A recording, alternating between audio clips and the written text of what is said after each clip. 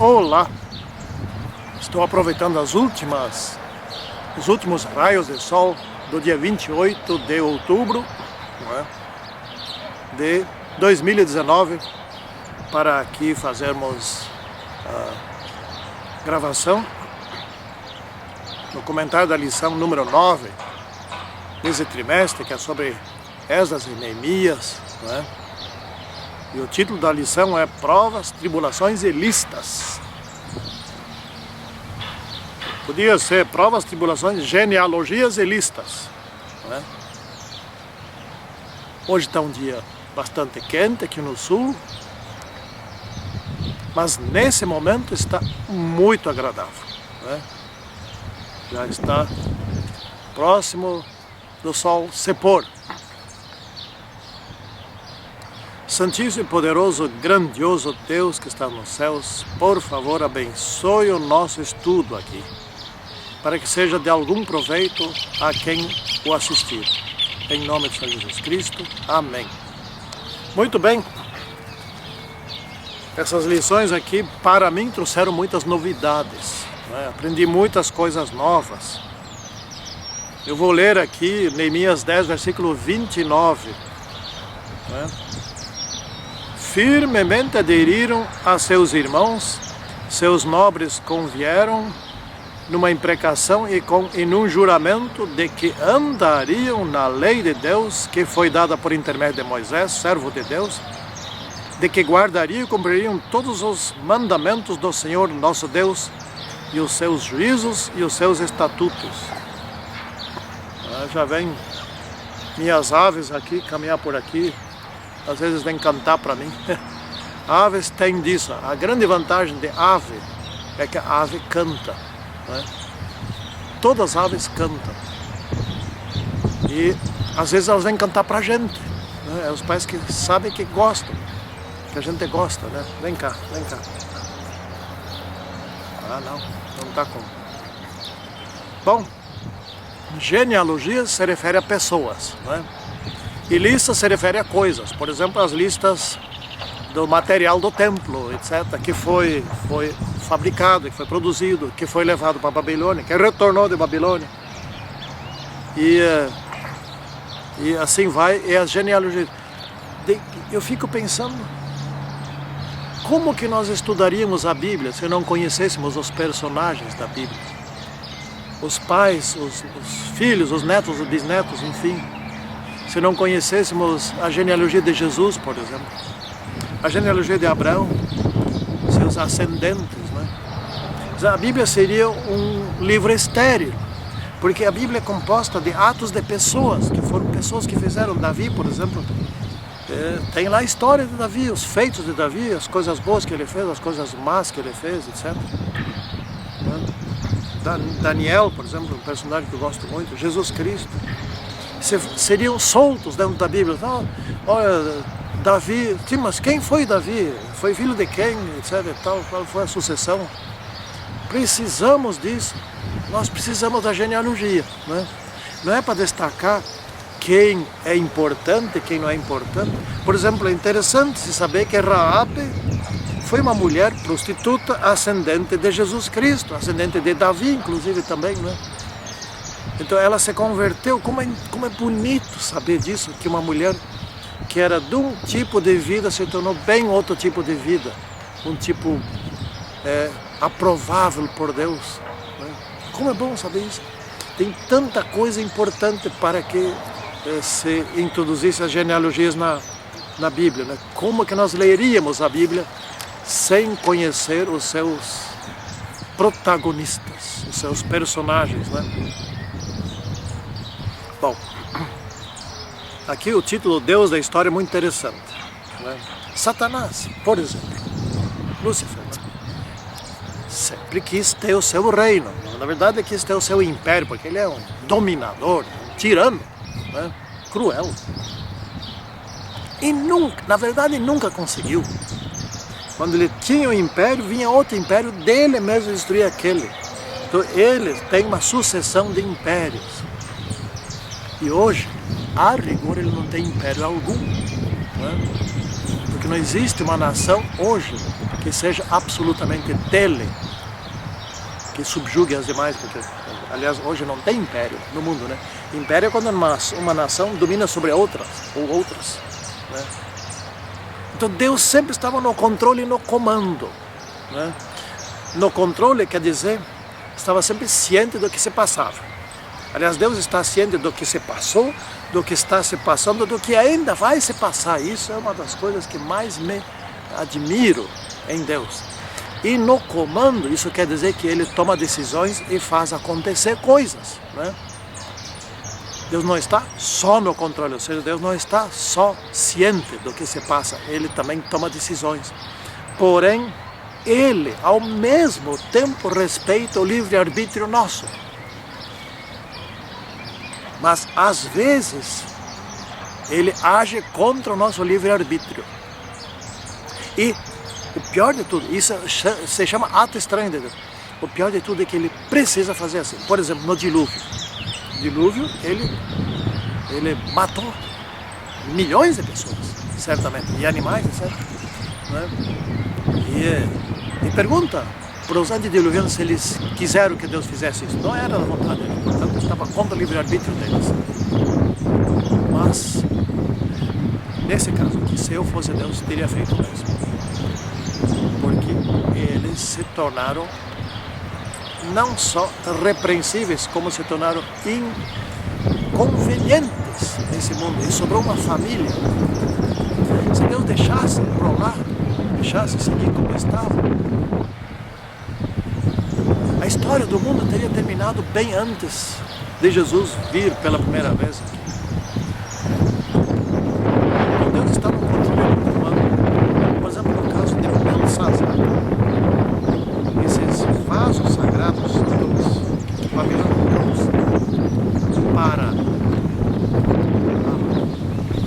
o seu país nunca foram profanados. Mas naquela noite da festa de Belsazar, que Belsazar era um piazão, estava só de festa, ele resolveu debochar de Deus. Sabendo que vinho e templo não eram compatíveis, assim como não é compatível água e óleo, ele mandou trazer os vasos para ele beber vinho, álcool, de dentro daqueles vasos, e os seus grandes, e todos estivessem ali. Então trouxe uma quantidade grande de vasos e começaram a beber, e quando estavam bebendo, a mão escreveu na parede, né? E pouco tempo depois, vamos dizer assim, não muitos minutos depois, Belsazar já estava morto. Deus está também no comando. Deus sabia o que se passava ali com Belsazar, sabia o que ele estava intentando, o que ele queria fazer, o que ele estava fazendo, sabia tudo. E Deus, no comando, levou os medo-persas a invadir, a fazer o dique, etc., invadir a cidade de Babilônia, né? Hoje a coisa está feia, né? Os aliados de Satanás têm a sua natureza, são maus, extremamente maus. Agora tem um vento forte aqui, a gravação não vai ficar muito boa. Mas nós estamos em razoável situação ainda aqui, porque os 4 anjos estão segurando os ventos aqui na terra. Mas quando Jesus Cristo sair do lugar santíssimo e encerrar a porta da graça, os 4 anjos soltarão os ventos. E aí que nós vamos ver a verdadeira natureza dos que seguem a Satanás e do próprio Satanás. Só os salvos estarão protegidos, né? Os outros, como se diz, que se danem, né? Bom, aí os israelitas voltaram, etc. Eles tinham perdido tudo, eles precisavam de uma capital e precisavam de um templo. Interessante que naqueles tempos antigos, todas as capitais tinham um prédio de adoração. Adoração a ídolos, seja lá o que fosse, mas tinha. E era o prédio mais bonito e onde se mais gastou riqueza, onde mais investiu riqueza. E o templo de Salomão era o templo. Agora eles também já tinham uma cidade que tinha templo, né? Então eles queriam restabelecer ali a adoração verdadeira, conforme Deus deseja. Bom, hoje os judeus estão querendo reconstruir o templo pela terceira vez, né? Bem no lugar onde tem uma mesquita. Eles estão ainda aguardando a primeira vinda de Jesus Cristo. Quem dera se arrependessem antes disso e vissem, porque quando ele voltar pela segunda vez, aí que muitos vão se surpreender o quanto se enganaram e quanto se mantiveram enganados desde o tempo de Jesus Cristo. Então os judeus aqui, na parte de segunda-feira, queriam ensinar a lei, queriam ensinar a Torá, queriam promover a verdadeira adoração. Então os muros estavam prontos, o templo também já estava pronto, então agora vamos adorar como se tem que adorar, como Deus quer que se adore. Então a liderança de Zorobabel, de Esdras e depois de Neemias, Esdras com Neemias junto, foi muito valorizada e o povo queria fazer um pacto com Deus e adorar a Deus como Ele merecia, né? Como Ele deseja. Será que nós temos hoje essa preocupação? Às vezes me passa um mal-estar, uma tristeza, ver como a nossa igreja está sendo vituperada em nossos cultos por práticas mundanas. Não quero falar muito sobre isso. Bom, aí vamos nos situar ainda nos dias em que Esdras ia voltar. Então nesses dias ainda os muros estavam com brechas, etc. E Esdras se organizou para retornar, contou o seu povo e viu que não tinha nenhum levita. E obviamente também nenhum sacerdote. Os sacerdotes eram levitas, descendentes de Arão. Arão era levita, Moisés também era levita, né? Moisés foi um profeta, Arão foi um sacerdote. E havia assim os outros levitas. Daí ele pensou, sim, mas o templo está pronto, o altar também já está pronto, falta reconstruir o resto. Mas nós temos, se o templo está pronto, nós temos que fazer cerimonial. Lá estão fazendo cerimonial, mas era muito fraco, esporádico até, eu acho, né? Então Esdras enviou alguns homens sábios para ir lá com ídolo, com ele, e ver se ia persuadir alguns levitas por ele. Vieram 258, né? Conseguiram 258 levitas. Nem todos voltaram para Jerusalém. Eu creio que a maioria não voltou. Não era pecado não voltar, não era pecado ficar lá. Porque voltar para Jerusalém tinha suas vantagens. A principal vantagem é que estava próximo do templo. E poderia adorar no templo. Estava próximo de onde estavam os levitas. Poderia aprender, etc. e tal, poderia ser mais fiel a Deus. Mas também havia desvantagens. Ali se desenvolveram os inimigos de Jesus. Gente, presta atenção. Junto ao trono de Deus se levantou Lúcifer contra Deus. Junto ao templo se levantaram os fariseus, os saduceus, etc. que mataram Jesus. Os próprios sacerdotes eram do templo. Isso não quer dizer que nós não podemos ir ao templo, ir à igreja, etc. Isso quer dizer que nós temos que ser fiéis a Deus, porque perto do trono ou perto do templo Satanás ataca. Esse é o problema. E faz parte do problema que eu permita ser atacado por Satanás, que eu tire a minha mão da mão de Jesus Cristo. Esse é o problema, né? Bom, aqueles que viveram distantes, eles não participaram de matar Jesus Cristo.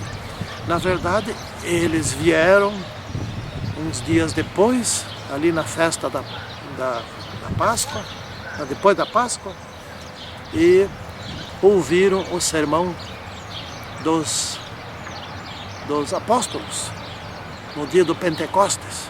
Estavam lá muitos outros que já nem mais falavam a sua língua materna, né?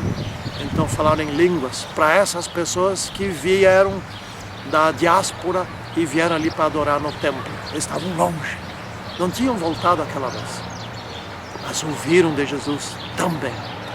E esses participaram logo depois do fortalecimento da Igreja de Jesus Cristo, do cristianismo, né?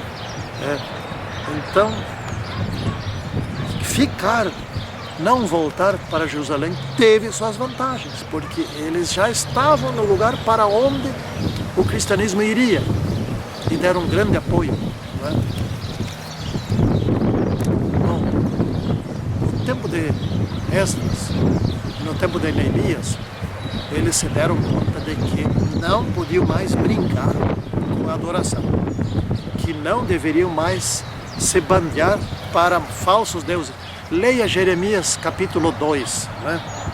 Ali está escrito o que eles fizeram. Jeremias capítulo 2. O que eles fizeram? Eles deixaram o Deus que podia, o Deus infinito em poder, o Deus infinito em amor, para servir, sabe o que? Um Deus feito de madeira por eles mesmos, ou por algum artesão. Um Deus feito de pedra, um Deus feito de ouro ou de prata, sei lá o que. E se ajoelhavam diante daquilo. Isso é uma coisa de louco. Como é que pode? E o próprio Jeremias escreveu lá, como que pode o povo de Deus fazer uma coisa dessa, sendo que os pagãos nunca largam dos seus deuses? Por que que os cristãos depois, né, largam de Cristo e vão para igrejas falsas? Como é que podem, né? Assim como o povo de Deus largou o Deus verdadeiro para ir adorar ídolos. Mas como pode uma coisa dessas, né?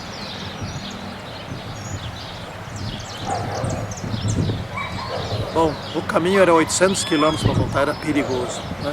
Então o que que Esdras fez? Esdras tinha dito para o rei Artaxerxes I que o Deus dele os protegeria na viagem. E por causa disso, ele se achou desautorizado a pedir proteção militar, né? Porque aí ele estaria dizendo uma coisa assim, seria contraditório? Não, Deus nos protege. Mas me manda uma escolta. Porque vá que não dê para proteger. Daí já fica assim, né? Vá que não... Fica subentendido, né? Então ele não pediu escolta. Mas aí ele pediu o favor de Deus. Fizeram um jejum, né? Fizeram oração para que o retorno fosse bem sucedido. E foi. Foi bem sucedido. Deus protegeu. Eu sempre que vou pedalar, amanhã de manhã eu vou pedalar, eu peço que Deus me proteja, porque esse tipo de exercício é perigoso. Você pode ser atropelado, você pode cair, você pode furar o pneu, estourar um pneu, pode atropelar um cachorro, pode passar por cima de um pedaço de pau, de árvore e ele se virar e trancar a roda. Tem tanta coisa que pode acontecer que Deus precisa estar comigo. Aliás, a minha oração é sempre mais ou menos igual.